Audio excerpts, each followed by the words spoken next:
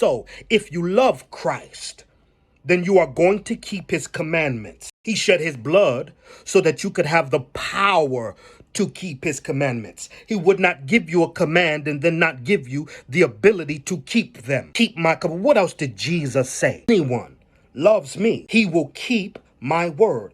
If you are being drawn to Christ, you are going to do his word, regardless to what you are hearing.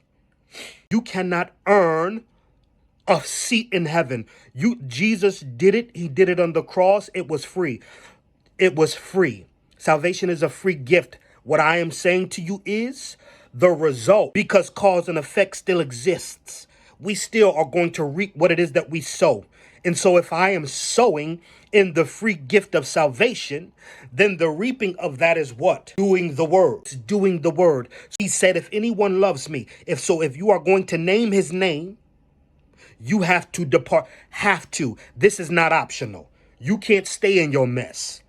You can't stay in your mess. He's going to love you through your mess, but you have to make the decision to come out of your mess. You have to make the decision to deal with the pain and the anxiety, to deal with the thoughts and the feelings that the thoughts produce, to deal with the temptation that's going to come when you decide not to do it again, when you decide not to live in that way again, when you decide not to speak that way again, when you decide not to do those things again. You have to make the decision to deal with what's going to come after that. If you really love him, you are going to make that decision, and then you are going to leave that decision on this is the decision that I made, Father, and now I'm trusting you to strengthen me, because I know that persecution is coming. I know that suffering is coming, but my view now has changed according to your word, because you told me that all things work for my good. And so I do not view suffering and pain and anxiety the same way that the world views them,